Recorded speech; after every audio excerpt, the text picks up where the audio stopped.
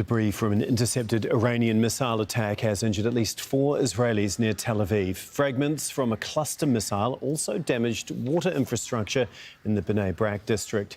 A number of vehicles were damaged. Several areas of Tel Aviv have reportedly been hit. We're going to go to Rob McBride now, who's been following developments in Israel from the Jordanian capital of Amman. And this all adds up to a significant increase in attacks from Iran today on Israel, doesn't it? Yeah, that's right. This latest attack, in fact, happened just a little more than an hour ago. Sirens were sounded once again, as they have been throughout Wednesday, through central Israel and also the occupied West Bank. The missiles were detected incoming. There were a number of impacts reported, around 10 or so, through central Israel and into the northern part of Israel, but centered around the city of Bnei Brak, where there was some damage reported and also 3 injuries.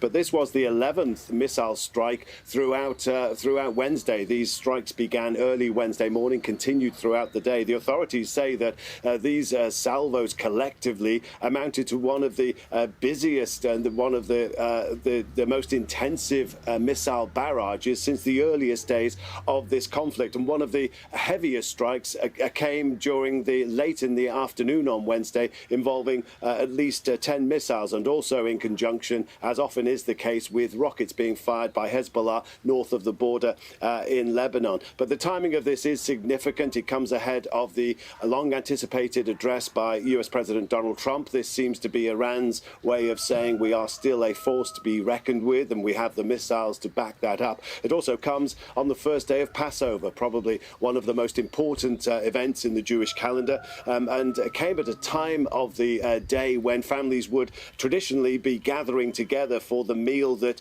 marks the start of this holiday. So it does seem as though this was meant to cause a maximum amount of disruption. And as we've heard, Israel has intensified its strikes on Iran, obviously ahead of Donald Trump speaking in less than an hour now. How is Israel viewing the potential move that Donald Trump might actually try to start winding the war down from here?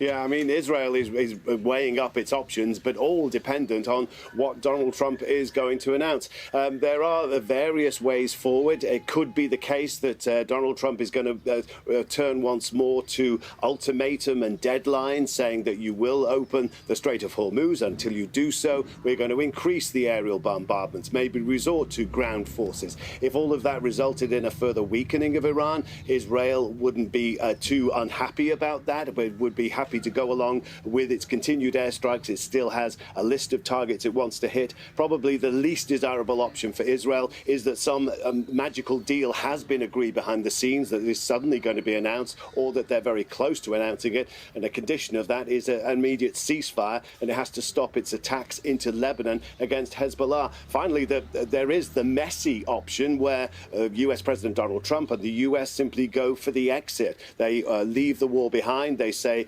Hormuz is blocked. There is still an unresolved conflict. It is for the region and the world to sort out. And in such an environment of instability, it is possibly something that Israel could exploit. It could continue with impunity its attacks on Iran, not to the same degree without US help, but the US, it seems, might not interfere with its continued attacks on the Iranian regime. OK, thanks so much, Rob McBride, for us there in Amman.